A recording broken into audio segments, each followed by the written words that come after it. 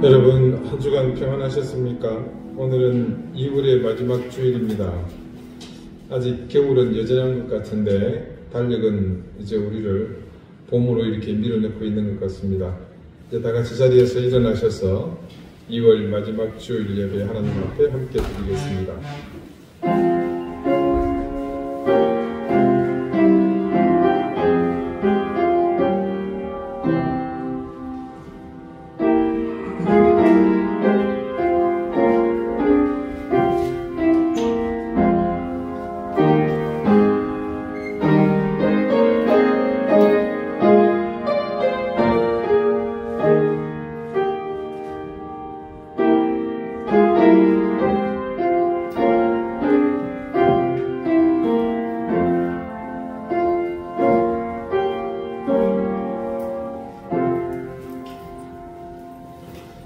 진실로 생명의 원천이 죽기 있사오니 주의 비단에서 우리가 빛을 보리이다. 주를 아는 자들에게 주의 인자하심을 계속 베푸시며 마음이 정직한 자에게 주의 공의를 베푸소서. 아멘. 하나님, 어느덧 2월의 마지막 주일입니다. 이제 이번 주가 지나면 꽃피는 춘삼월이 시작되겠지만 우리의 눈을 들어 사방을 둘러보아도 아직 겨울의 기운이 굳건하기만 합니다. 날씨뿐만 아니라 우리의 마음에도 봄은 아직 아득한 먼 훗날의 이야기처럼 우리 가슴에 깊은 절망감처럼 쓴물을 쏟아냅니다. 득한 분열과 혼돈 속에 우리가 느끼는 모든 허탈과 좌절은 그만큼 우리의 믿음이 연약했고 우리의 신앙이 바른 방향으로 나가지 못했다는 방증임을 부인할 수 없습니다. 오늘 이 예배의 자리는 가장 밑바닥에서 시작한다는 결단과 각오로 주님을 향해 다짐하는 시간이 되기를 바랍니다. 그래서 세상의 형편에 흔들리지 않고 주님을 향한 믿음의 견고함으로 당당하게 우리의 자리를 지켜나가는 출발점이 되게 해 주십시오. 이런 우리의 인도자가 되시는 예수 그리스도의 이름으로 기원하옵나이다. 아멘. 찬송가 2장 함께 찬송합니다.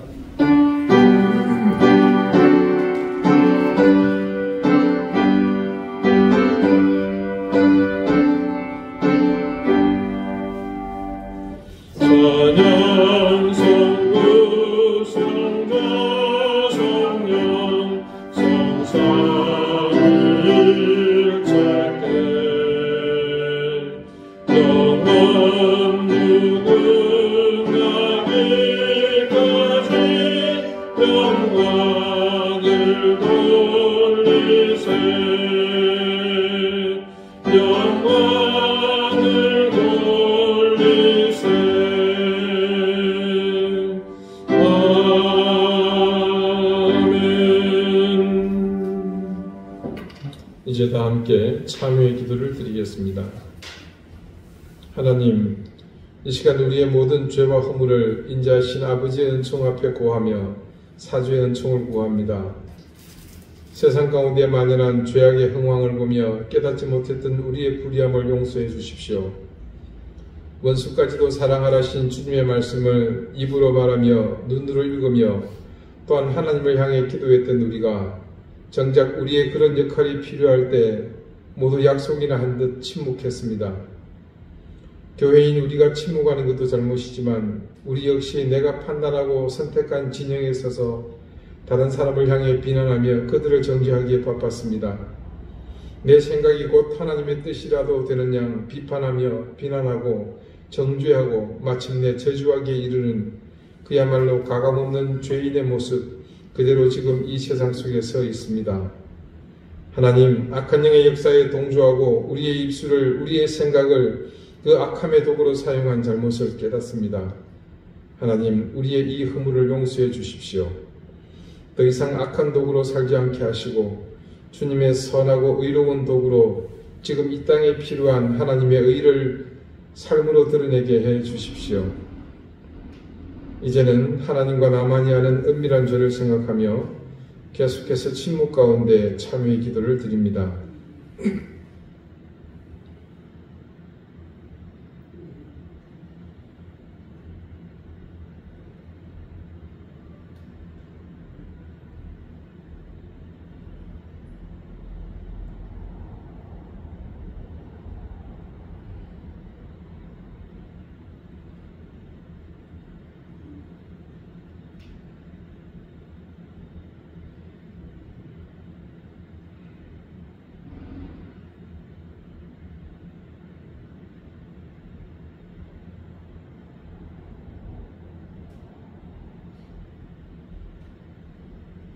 하나님께서는 자신의 부끄러운 죄를 솔직하게 고백하는 사람들에게 말씀하십니다. 내가 이르기를 내 허물을 여호와께 자복하리라 하고 주께 내 죄를 아뢰고 내 죄악을 숨기지 아니하였더니 곧 주께서 내 죄악을 사하셨나이다. 아멘. 이제는 사도신경으로 우리의 신앙을 고백하오니 나는 전능하신 아버지 하나님 천지의 창조주를 믿습니다. 나는 그의 유일하신 아들 우리 주 예수 그리스도를 믿습니다. 그는 성령으로 잉태되어 동정녀 마리아에게서 나시고 본디오 빌라도에게 고난을 받아 십자가에 못 박혀 죽으시고 장사된 지 사흘 만에 죽은 자 가운데서 다시 살아나셨으며 하늘에 오르시어 전능하신 아버지 하나님 우편에 앉아 계시다가 거기로부터 살아있는 자와 죽은 자를 심판하러 오십니다. 나는 성령을 믿으며 거룩한 공교회와 성도의 교제와 죄를 용서받는 것과 몸의 부활과 영생을 믿습니다. 아멘. 자리에 앉으시기 바랍니다. 이제 다 함께 성시를 교독하겠습니다. 성시는 교독문 63번 시편 145편입니다.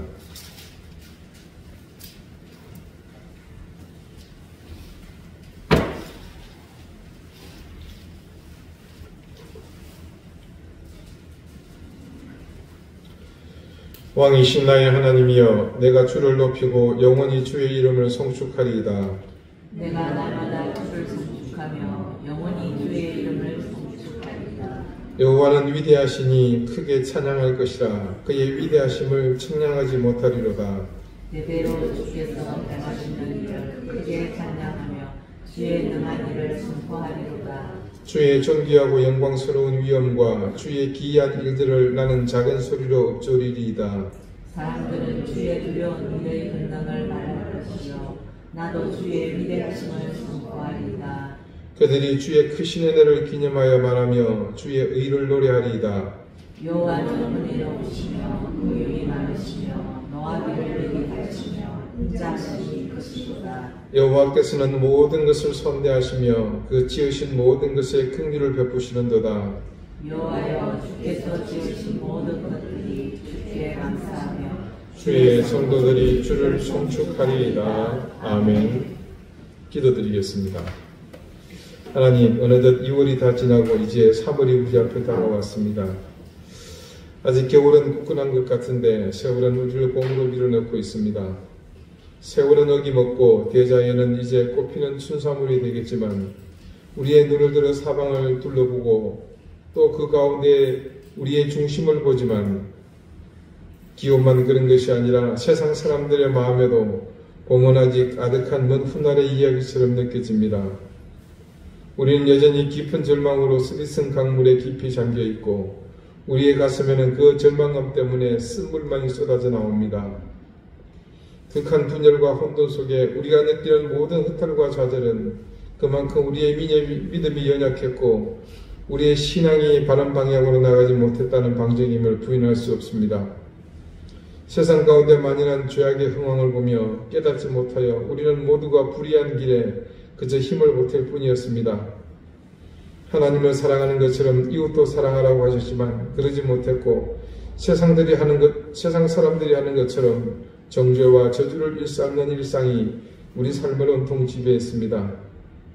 사랑의 가치를 가장 잘 아는 교회가 그리고 그 교회된 우리가 정작 그런 역할이 필요할 때 모두 약속이나 한 듯 고요했습니다. 침묵했습니다.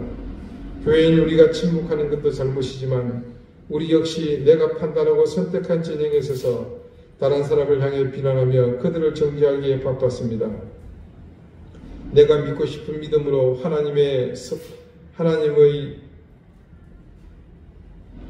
뜻을 섣불리 재단하여 우리가 곧 하나님이라는 생각으로 나와 다른 생각을 가진 사람들을 정죄하고 저주하며 그냥 구원받지 못한 거듭나지 못했던 이전의 죄인의 삶으로 살기 바빴습니다. 하나님, 우리의 이 삶을 통해서 무엇을 깨닫고 무엇을 성취하고 무엇을 따라 나가야 할지 바르게 판단하게 해주십시오. 우리 사랑하는 이든교회 성도들을 지켜주십시오. 우리 교우들은 절대 내 한 사람의 신앙이 결코 가볍지 않다는 생각으로 이 세상 가운데 자신의 무게와 존재감에 최선을 다하게 해주십시오. 내 생각과 판단에 하나님의 뜻이 우선한지 늘 고민하고 기도하고 생각하게 하시고 우리의 구별됨이 가지는 가치에 대한 자부심이 흔들리지 않게 해주십시오. 이 혼돈과 악이 성한 현장에서 우리가 지키고 세워야 할 것들, 그 귀한 가치들을 반드시 지켜나가게 해주십시오.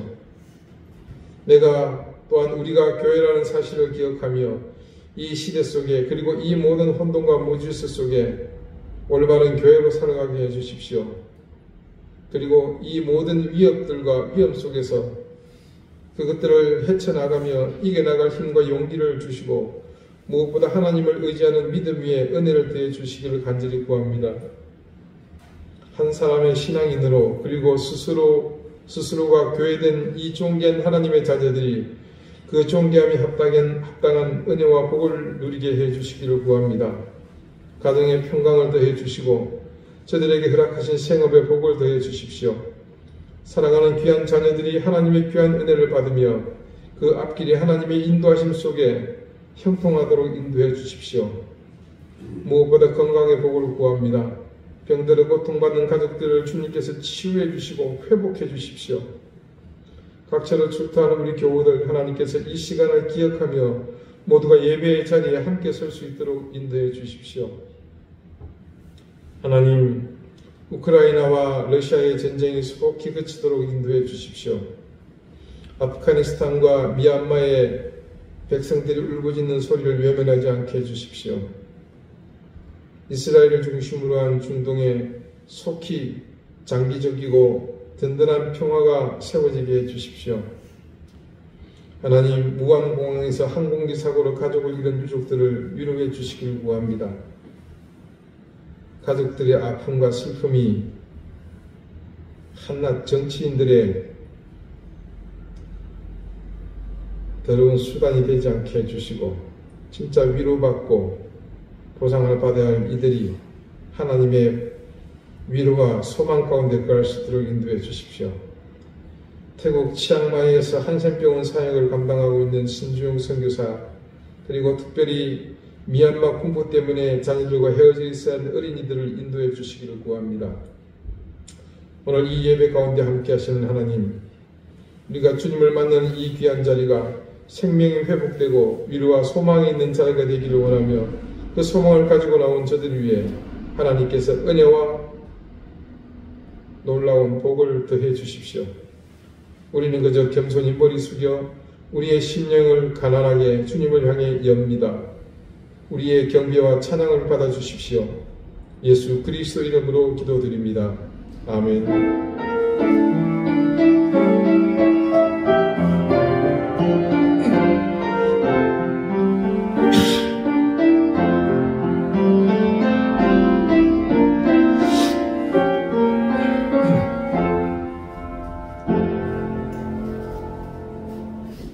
찬송가 17장 함께 찬송하겠습니다.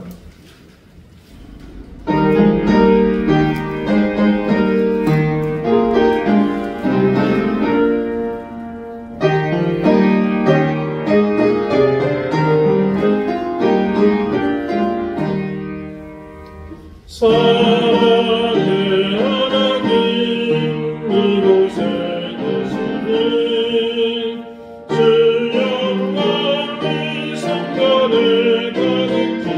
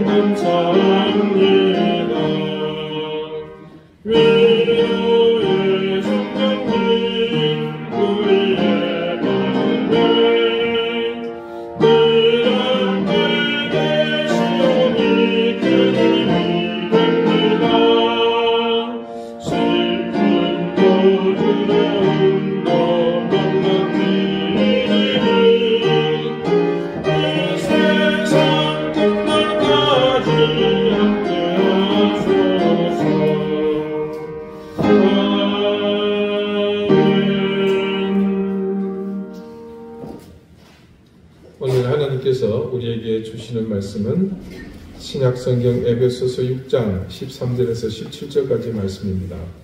신약 316쪽입니다.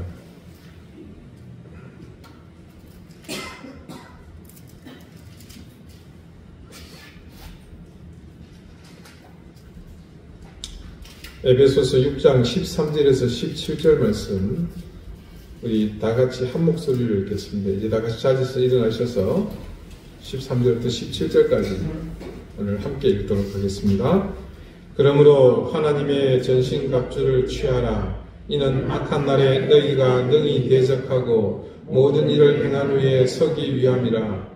그런즉 서서 진리로 너희 허리띠를 띠고 의의 호심병을 붙이고 평안의 복음이 준비한 것으로 신을 신고 모든 것 위에 믿음의 방패를 가지고 이로써 능히 악한 자의 모든 불화살을 소멸하고 9월의 투구와 성령의 검 곧 하나님의 말씀을 가지라. 아멘. 자리에 앉으시기 바랍니다. 하나님께서 이 말씀으로 우리에게 은혜 주시기를 원합니다. 여러분 혹시 닭공이라는 말을 들어보신 적이 있으십니까? 닥치고 내 말을 들으라 할 때 그 딱, 공부할 때 공, 이 두 낱말이 합쳐진 말입니다. 학생들은 이 닭공이라는 말을 아주 듣기 싫어합니다. 말 그대로 닥치고 공부나 해라 이런 뜻이니 어떤 학생이 좋아하겠습니까? 그런데 이 닭공이라는 말이 처음 사용된 것은 축구 경기에서였다고 합니다. 그러니까 축구 경기에서 감독이 11명의 모든 선수들에게 수비 이런 거 하지 말고 무조건 공격에 치중해라 이런 의미로 쓰였다는 겁니다. 이른바 닭공 축구로 한때 유명세를 날렸던 분이 있습니다. 프로축구 1부 리그의 강팀이죠. 전북 현대에서 2005년부터 2013년까지 두 번이나 감독을 역임했고 국가대표 감독까지 역임했던 최강희 감독의 축구 철학이었습니다. 축구에서 닭공, 즉 닥치고 공격하라는 것은 그만한 이유가 있습니다. 축구의 룰은 어떻습니까? 어쨌든 정해진 룰을 지키면서 골을 많이 넣는 팀이 이깁니다. 그래서 공격수는 골을 많이 넣어야 하고 그러면서도 반면에 수비수는 상대방의 공격을 잘 막아서 실점을 최소화해야 합니다.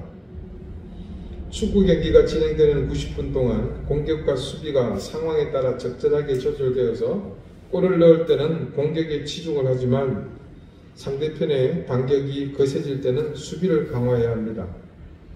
아무리 골을 많이 넣어도 넣은 골보다 실점이 더 많으면 경기에서 지거든요. 그런데 두 가지 상황, 공격과 수비를 맞대놓고 비교했을 때는 말입니다. 공격하는 것이 훨씬 유리합니다. 공격을 잘하면 골을 넣을 수 있습니다. 그 말은 이길 수 있다는 거거든요. 반면에 축구 경기에서 수비는 최고로 잘해야 본전입니다. 그 결과의 최상은 아무리 잘해도 뭡니까? 그냥 무실점입니다. 비길 수 있을지는 몰라도 절대 이길 수 없습니다. 한마디로 경기에서 축구는 수비만 잘하면 절대 이길 수 없습니다. 그래서 약팀이 강팀을 만났을 때 이길 승산이 없다고 판단되면 감독은 주로 무승부 작전으로 경기를 끌고 가는 전술을 펼칩니다. 그럴 때 전 선수가 수비에 가담하는 전술을 이용해서 무실점으로 경기를 끝내는 겁니다. 그렇지만 반면에 탁구나 테니스, 배드민턴 같은 경우는 다릅니다. 그 경기들은 수비만 잘해도 경기에서 얼마든지 이길 수 있습니다. 상대편이 공격 미스를 하게 되면 그것이 바로 점수로 연결되기 때문입니다. 그래서 탁구 선수의 경우에는 아예 내가 공격형 선수냐 아니면 수비형 선수냐 이렇게 유행을 구분 짓기도 합니다. 축구의 경우는 그렇지 않기 때문에 그래서 수비보다는 공격하는 것이 여러모로 보아 유리합니다. 원래 그런 말이 있지 않습니까? 최상의 방어는 공격이다. 그래서 말입니다만 우리가 이제껏 악한 영의 공격에 방어하는 갑주로서 어떤 것을 입어야 하는지만 살펴보았습니다. 차라리 악한 영을 공격할 수 있다면 그것이 오히려 더 낫지 않겠습니까? 허구한 날 악한 영의 공격을 막아내느라 이것저것 구색을 갖추느니 차라리 공격의 근본 원인을 아예 먼저 치고 들어가는 겁니다. 그러고 보니 우리 전신갑주 중에도 공격용 장비가 있습니다. 악한 영의 다양한 공격을 분야별로 막아내는 5가지의 갑주는 모두가 자기의 분명한 역할이 있습니다. 그런데 공통되고 일관적인 분명한 한 가지의 역할은 매주일 보았듯이 그것은 막아내는 것들입니다. 진리의 허리띠, 의의 호심경, 평안의 복음이 준비한 신, 믿음의 방패, 그리고 지난주 구원의 투구까지 이 5가지의 각 장비들이 의미하는 바는 모두가 우리의 영혼과 육을 지켜내는 것들이었습니다. 하지만 성령의 이 검, 칼은요, 아시다시피 그 용도가 누가 보더라도 방어용이 아닌 공격용입니다. 그 검이 오늘 6가지의 전신갑주의 장비 중 마지막 성령의 검입니다. 악한 영을 공격할 수 있는 이 검을 왜 바울은 소유하라고 한 것일까요? 네, 질문이 좀 우습죠. 네, 공격하라고 준 거죠. 가지라고 하죠. 근데 그 이유가 바로 말씀에 있습니다. 이 성령의 검이 가진 능력이 본질이 어디에서 오느냐? 하나님의 말씀에 있다는 겁니다. 성령의 검, 곧 하나님의 말씀을 가지라. 하나님의 말씀이 어떻게 성령의 검이 될 수 있을까요? 그 사실을 우리가 알면 좀 더 쉽게 이 성령의 검에 대해 이해할 수 있습니다. 자, 이제는 여러분이 충분히 인식하고 계시겠지만 성경 말씀과 성령은 따로 떼어서 생각할 수 없습니다. 왜냐하면 성령의 조명 없이 성경 말씀은 큰 의미가 없기 때문이죠. 기억하시죠? 성령의 도움 없이 말씀을 읽는 것이 얼마나 힘들고 혹은 무의미한지 이미 여러 차례 말씀드리지 않았습니까? 우리 구 한말의 위대한 선각자요 민족 지도자였던 월남 이상재 선생이 1902년도에 이 월남 선생의 정적이었던 친일파들에 의해서 모함을 받아 한성 감옥에 투옥이 됩니다. 이상재 선생이 감옥에 투입이 아니죠. 투옥되기 전 당시 청년 이승만에게 지속적으로 복음에 관한 이야기를 듣고 있었던 때였습니다. 근데 때마침 이분이 감옥에 투옥이 되어서 수감 생활을 하고 있는데 우연히 이 감방의 벽돌 사이에 종이 쪽지가 하나 끼워져 있는 것을 보게 됩니다. 그게 뭔지 궁금해서 종이를 꺼내서 펼쳐보니까 거기는 성경 구절이 적혀 있는 게 아니겠습니까? 내용은 마태복음 5장 38절 39절입니다. 또 눈은 눈으로 이는 이로 갚으라 하였다는 것을 너희가 들었으나 나는 너희에게 이르노니 악한 자를 대적하지 말라. 여러분, 이상재 선생이 왜 투옥이 됐습니까? 악한 사람들의 모함 때문에 억울하게 지금 옥살이 하고 있잖아요.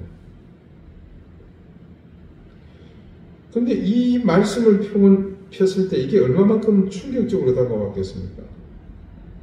만약에 일반 사람이었다 그러면 그 말씀을 본 그 즉시 어떻게 했을 것 같아요? 뭐 이런 놈, 온갖 할 수 있는 욕을 다 하면서 갈기갈기 종이 찢어버리지 않았겠습니까? 하지만 과연 존경받는 선각자는 태도부터 달랐습니다. 인생의 밑바닥인 이 감옥에서 모든 것을 포기하고 절망하는 것이 당연한데 이곳에서 이 같은 생각을 하는 것도 참 대단하지만 그것을 또 누군가 읽기를 바라는 마음으로 적어서 틈새에 끼워 놓았다? 그렇다면 이것은 그냥 흘려드릴 말씀이 아니라는 것을 깨닫게 된 거죠. 그래서 이상재 선생은 세상 천지에 이런 말을 누가 과연 할 수 있다는 말인가? 어떻게 원수를 이리 대할 수 있겠는가 생각하시면서 비로소 청년 이승만이 그렇게 자신에게 소개한 그 예수 그리스도에 대해서 주님의 존재에 대해서 비로소 관심을 가지게 되셨습니다. 이상재 선생은 그 후에 성경 말씀을 읽게 되었고 특별히 요한복음을 통해서 온전히 회심하게 되고 그리스도인이 되었다고 전했습니다. 자, 여러분, 이 한 절의 성경 말씀이 아무랬던 그 한 말과 일제의 강점이 시작되던 시점에 조선의 청년들에게 기독교로 무장한 신실한 젊은 청년들을 이끄는 위대한 크리스찬 지도자를 일으켜 세웠습니다. 도대체 이 짧은 말씀이 어떻게 이와 같은 일을 가능하게 할 수 있었을까요? 월남 이상재 선생은 자타가 공인하는 그 시대 양심 있는 관료였고 학자였고 민족의 정신을 대표하는 스승이었습니다. 심지가 굳건하셨던 분이셨고 오랜 유교적 전통에 젖어 있어서 그 생각과 사상에 의해서 빈틈이 없는 분이셨습니다. 그런 분이 복음서 한 절 말씀에 그 모든 삶의 탑이 무너져 내리고 맙니다. 그리고 그분에게는 전혀 새로운 그분의 삶의 길이 열렸습니다. 월남 선생과 같이 하나님 말씀 앞에 무너진 수많은 사람들의 간증과 고백을 우리는 어렵지 않게 만날 수 있습니다. 과연 그런 역사는 어디에서부터 시작된 것일까요? 그들을 변화시킨 그 힘은 어디에서 나오는 것일까요? 우리는 그것이 하나님의 말씀에 의해서 가능했다는 것을 잘 압니다.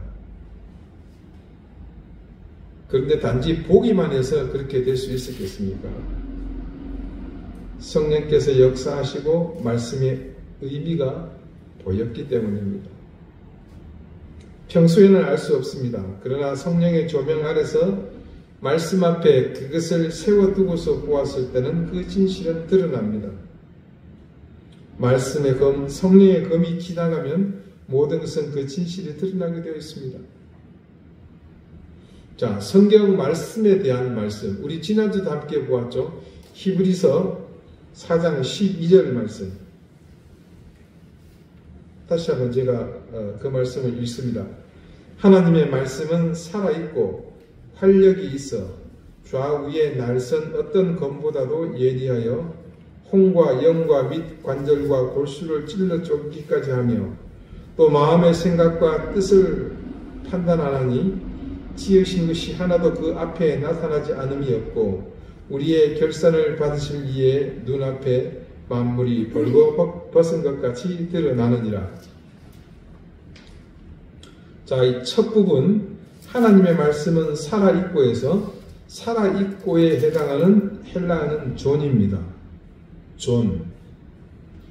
그리고 그 다음 우리말 활력이 있어에 해당하는 헬라어는 에네르게스입니다. 두 원어는 모두가 비슷한 느낌을 줍니다.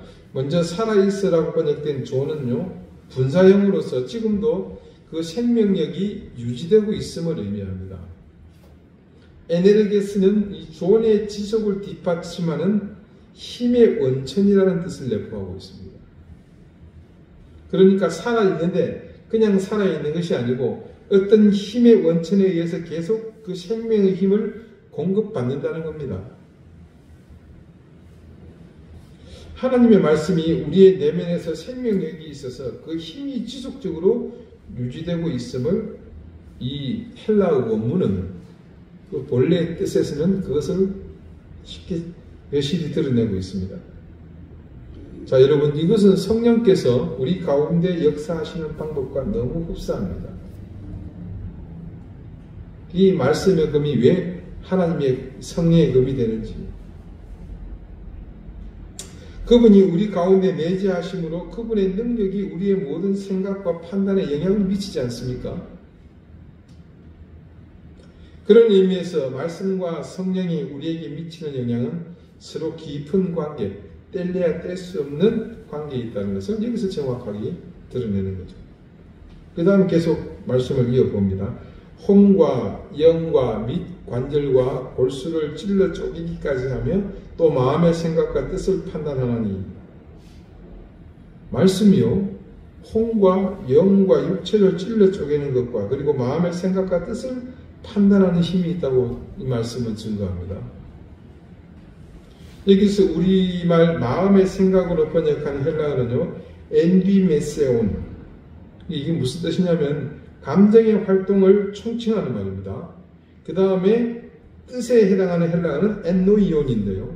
이거는 생각, 지식, 통찰력 등 이성의 활동을 표현할 때 사용하는 말입니다. 근데 감정과 이성의 모든 활동이 여기에다 포함된다는 겁니다.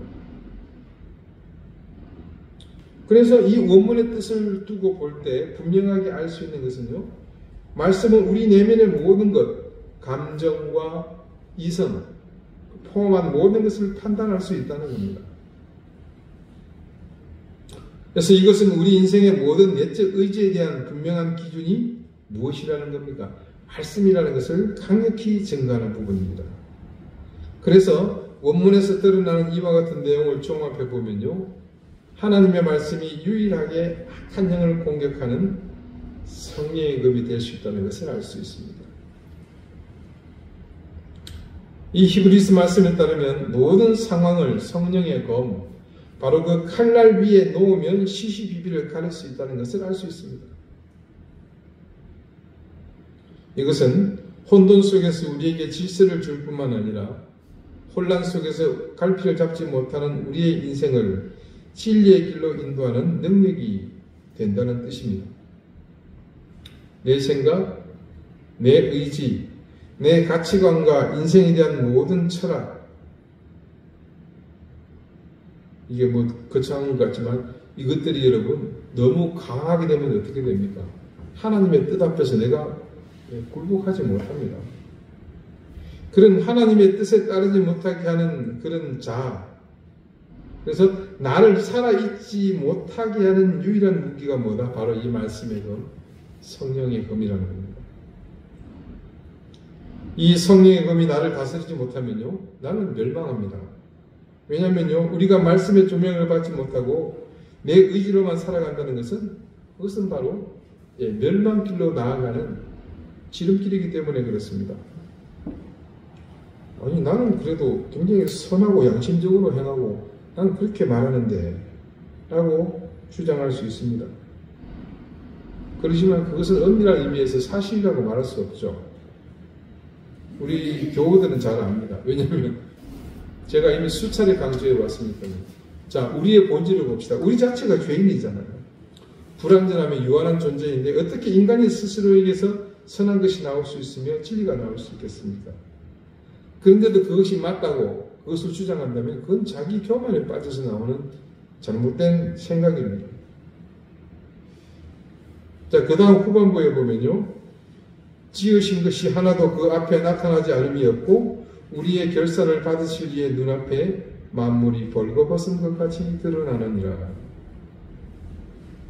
외부의 환경, 시대와 상황, 사건들, 사람들, 공중에 권세 잡은 악한 영의 지배를 받는 모두가 나의 대적입니다. 여러분이 교회를 떠나서 일터로, 또 여기는 없지만 우리 어린이들은, 우리 자녀들은 학업의 현장으로 혹은 또 가정으로 돌아가면요, 그곳에서 복음적이고 말씀에 따른 삶들이 있으십니까?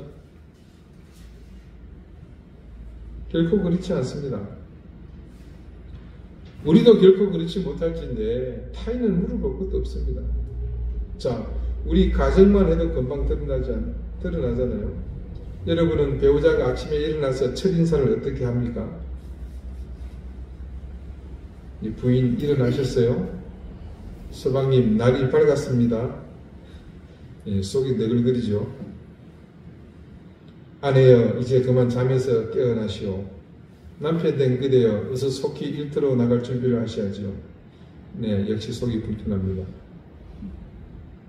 그렇지 않다면 과연 어떻게 여러분은 아침에 무슨 말로 인사하십니까? 인사는 무슨 어느 정도 인사입니까? 고함만 안 들려도 다행이죠. 자녀와의 대화는 늘 평화롭고 다정다감하신가요? 아름다우신가요? 여러분의 자녀들은 서로에게 사랑 인사를 하며 격려하며 위로하는 말을 주고받습니까? 여러분 인터넷 유튜브 같은 곳에요.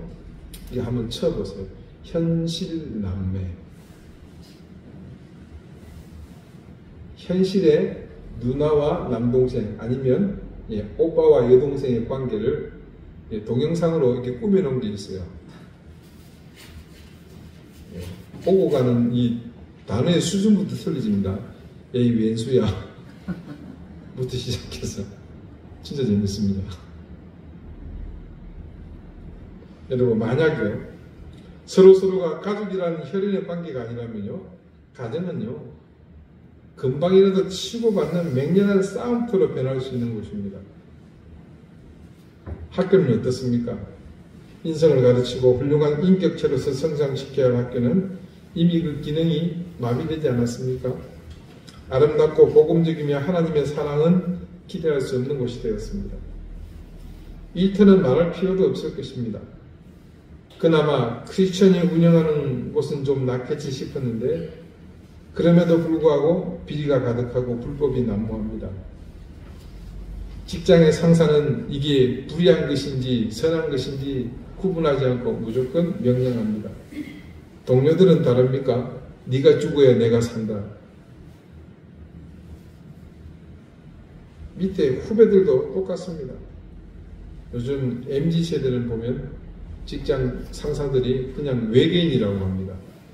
도저히 사고를 따라갈 수 없다는 거죠.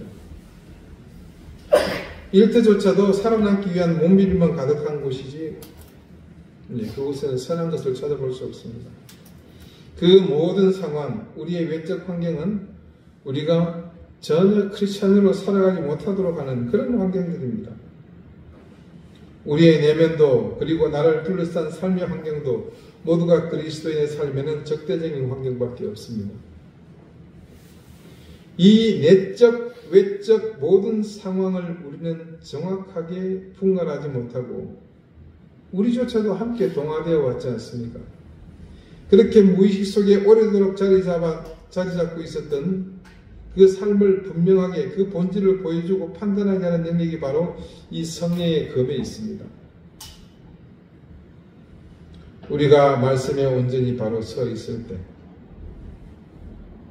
우리가 성령의 검을 소유하게 되면 우리의 눈은 그 상황을 볼 수 있으며 그것을 바탕으로 우리가 가고자 하는 길을 치우침 없이 바르게 판단해서 갈 수 있도록 인도해 줍니다. 성령의 검은 우리를 혼돈 속으로 몰아가는 그 모든 상황을 물리칠 힘이 되어 줍니다. 바르게 판단하지 못하도록 우리를 왜곡되게 보게 하는 모든 환경을 찔러서 쪼개고 그 진실을 보게 해줍니다. 성령의 검은 그것을 갖는 순간 우리가 우리를 집요하게 물고 늘어지던 악한 영의 공격을 알 수 있게 될 뿐만 아니라 나도 모르게 젖어들고 있는 삶 속에서의 악한 습관들을 이제 더 이상 우리를 속이고 우리 속에 교묘하게 숨어서 우리를 지배하던 그 삶을 지속할 수 없도록 해줍니다. 성령의 검, 우리의 영과 혼 그리고 육을 찔러 쪼개며 세상의 모든 것을 갉아벗기는 그 능력의 검을 바울은 그래서 마지막 전신갑주로 취하라고 했던 겁니다. 너무나 안타까운 것은 하나님의 철저한 이 같은 말씀의 인도하심보다 인간의 욕심이 앞서왔던 교회들이 이 성령의 검을 당당하게 소유하지 못했던 현실입니다. 저 같은 사람이 어떻게 감히 교회가 그것을 소유하지 못했다고 단언하겠는가 싶으시겠지만 제가 그렇게 단언하는 이유는요, 오늘날 이 땅에서 교회가 보여준 모습들의 그 사실이 그대로 예고 없이 드러나기 때문입니다. 교회가 성령의 검을 제대로 갖추지 못했기 때문에 난제를 만났을 때 제대로 대처하지 못합니다. 스스로 시시비비를 가릴 능력이 없으니 그냥 세속적인 방법에 쉽게 이끌려 그 길로 나가기 일쑤였습니다. 이 땅의 모든 교회가 성령의 검, 말씀의 검을 가지고 있었다면, 그래서 그 성령의 검으로 혼과 영과 및 관절과 골수를 찔러 쪼갰다면 그래서 자신들 마음의 생각과 뜻을 판단했다면 거짓이 아닌 진실을 보지 않았겠습니까? 그래서 그렇게 본 진실을 따라 판단하며 바른 선택을 하지 않았겠습니까? 그만큼 바울이 지금 가지라고 부탁한 이 성령의 금, 곧 하나님 말씀의 금을 소유하는 것은 중요하고 심각한 일입니다. 악한 영의 쉼없는 공격이 이어지는 상황은 앞서서 말씀드린 것처럼 평생을 두고 우리가 만나고 겪어야 할 일입니다. 그러므로 우리는, 그리고 무엇보다 교회는 이 성령의 금을 반드시 소유해야 합니다. 그래야만, 그때에만 비로소 바른 길, 의로운 길, 진리의 길을 갈 수 있기 때문입니다.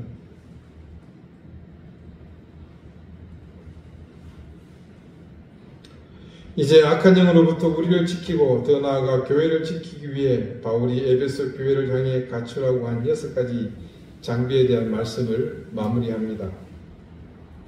지난 6주 동안 우리는 바울이 에베소 교회를 향해 악한 영의 공격으로부터 교회를 지키는 법을 함께 생각해 봤습니다.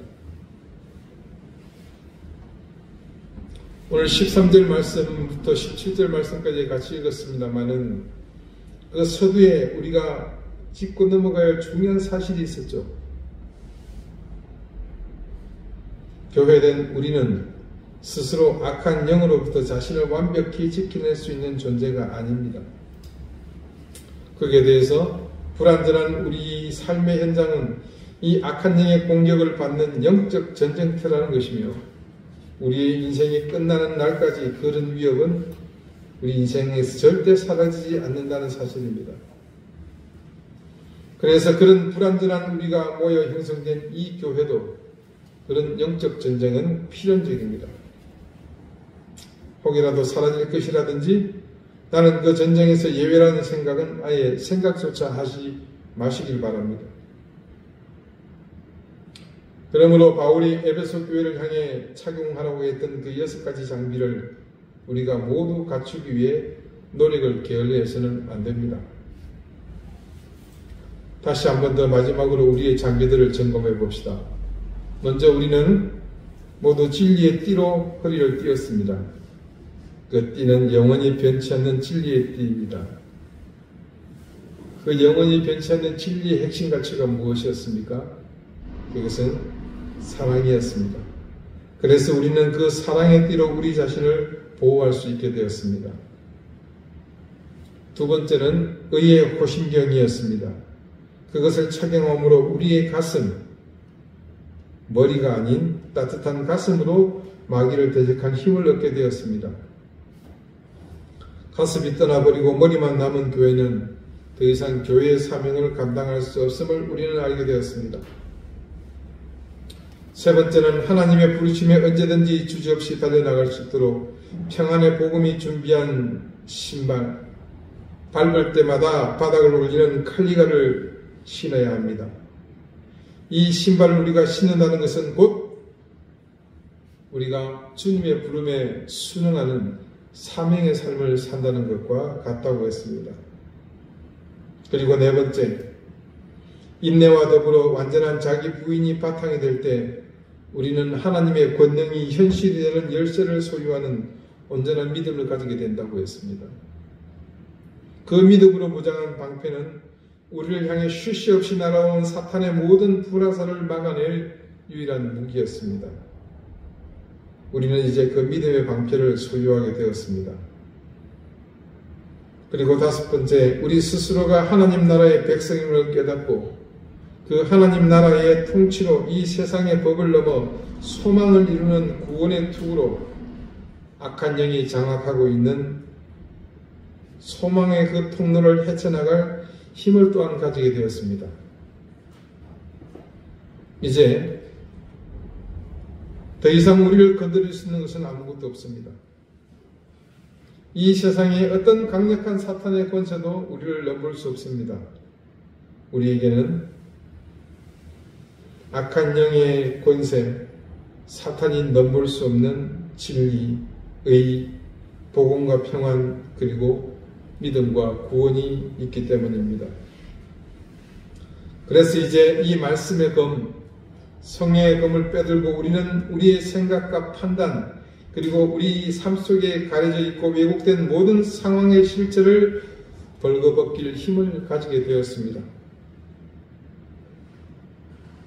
이렇게 하나씩 그 장비들을 살펴보니 우리의 신앙의 전신갑주를 가지는 것은 가장 적절하고 균형 잡힌 건강한 신앙생활을 할 수 있는 최상의 요건입니다. 그러므로 우리 교회는 그 옛날 이 말씀을 받았던 에베소 교회를 생각하며 이 영적인 전쟁터에서 우리를 향해 끊임없이 공격하는 악한 영의 공격을 막아낼 6가지의 전신갑주를 늘 간직하고 살아야겠습니다. 여러분, 때때로 여러분의 허리를 보면서, 가슴을 보면서, 신발을 보면서, 머리를 만지실 때마다 나에게 있어야 할 그 갑주들이 제자리에 있는지 점검하십시오. 갑주로 무장한 우리의 흔들림 없는 신앙, 요동치지 않는 온전한 믿음의 삶은 주님께서 우리에게 바라시는 가장 간절한 소망입니다. 여러분, 모두가 이 소망이 이끄는 삶을 따라 사는 인생이 되시기를 바랍니다. 그리고 그런 여러분이 모인 우리 교회가 그렇게 영적으로 든든히 무장하여 하나님의 사명을 잘 감당하는 그런 교회가 되었으면 좋겠습니다. 기도드리시겠습니다. 우리에게 전신갑주를 주신 하나님, 오늘 마지막 성령의 검, 하나님의 말씀까지 우리는 완전히 영적 무장을 갖추게 되었습니다. 어느 것 하나도 치우치지 않고 부족하거나 과하지 않게 균형 잡힌 신앙으로 굳건히 설 수 있는 저희가 되게 해주십시오. 세파의 흔들림 속에서도 고요하게 하시고 삶의 질곡과 굴곡이 연이어 우리를 위협하여도 평안함 속에서 진실을 따라 의를 쫓으며 진리의 삶, 복음의 인생을 살아가게 해 주십시오. 우리의 인생이 연일 악한 영과의 싸움임을 잊지 않고 매 순간 긴장을 놓지 않으며 주님을 바라보고 살게 해 주십시오. 지금 세상에는 하나님의 뜻을 온전히 세우는 교회가 점점 사라지고 있습니다. 그런 가운데 우리가 이 전신갑주로 무장하여 하나님의 뜻을 온전히 세워나가는 신실한 참된 교회로 자리 잡을 수 있도록 인도해 주십시오. 예수 그리스도 이름으로 기도드립니다. 아멘. 353장 함께 찬송하겠습니다.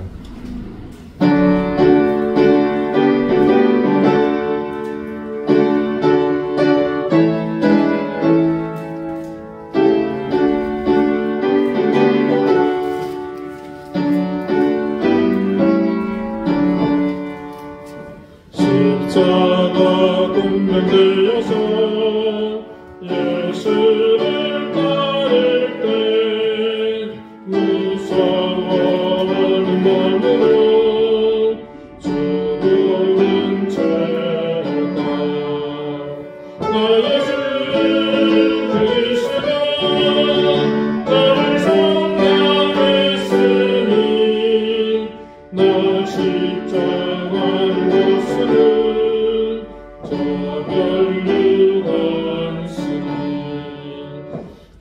성도 피를 흘리며 큰 사랑하는데 나 어찌 감히 누워서 상받기 바랄까. 나의 주 그리스도 나를 속량했으니 나 십자가를 못쓰는 저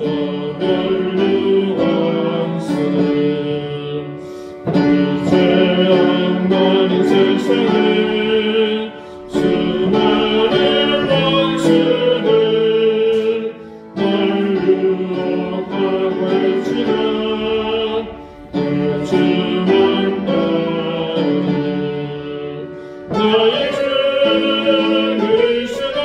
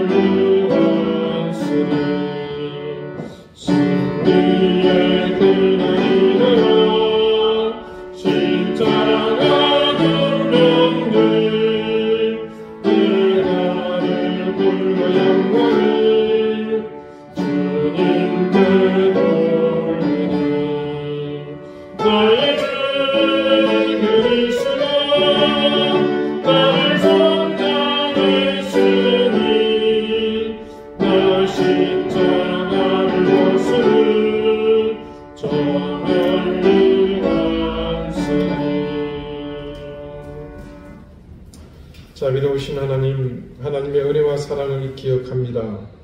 또 그것을 잊지 않기를 원합니다. 그리고 감사하기를 원합니다. 그 마음을 담아 하나님 앞에 귀한 예물을 드렸습니다. 그것이 모두 주님의 은혜이며 주님의 소유임을 알고 감사하는 마음으로 주님께서 주신 것 중 일부를 구별하였습니다. 드린 마음의 손길을 기억해 주시고 그 가운데 담겨진 헌신과 하나님을 향한 온전한 충성을 귀하게 받아 주십시오. 드린 손길을 기억하시고 하나님 그들의 가정에 복을 주시며 생업의 은혜를 더해 주시고 무엇보다 하늘의 신령한 은혜와 땅의 기름진 복이 넘치게 해 주시기를 기도합니다. 교회를 사랑하며 섬기는 손길을 기억해 주시고 우리 교우들 각 가정을 주님께서 귀하게 붙드시며 사랑하는 자녀들의 앞길을 귀하게 열어주십시오. 감사드리며 예수 그리스도 이름으로 봉헌 기도드립니다. 아멘. 교회 소식 특별한 건 없고요. 이제 3월이 시작되면 몇 가정 되지는 않습니다만 2025년 또 신방을 하도록 그렇게 하겠습니다. 먼저는 필요한 가정은 연락을 먼저 주시고 또 나머지는 제가 개별적으로 또 함께 연락해서 신방을 하도록 그렇게 하겠습니다. 기도 제목들을 기억하시면서 또 함께 기도해 주시길 부탁을 드리겠습니다. 이제 다 같이 자리에서 일어나셔서 앞뒤 좌우에 계신 분들과 가정하게 인사를 나누시겠습니다. 네, 54장 함께 찬송합니다.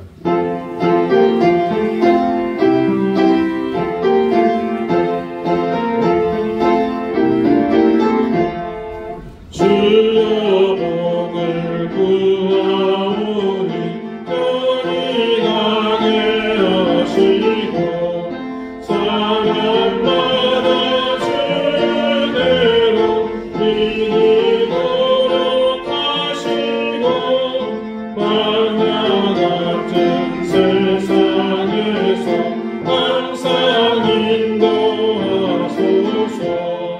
주의 복된 말씀 듣고 무한 감사합니다. 구원받은 주의 성도 열매 맺게 하시며 하나님이 우리한테 항상 계시옵소서.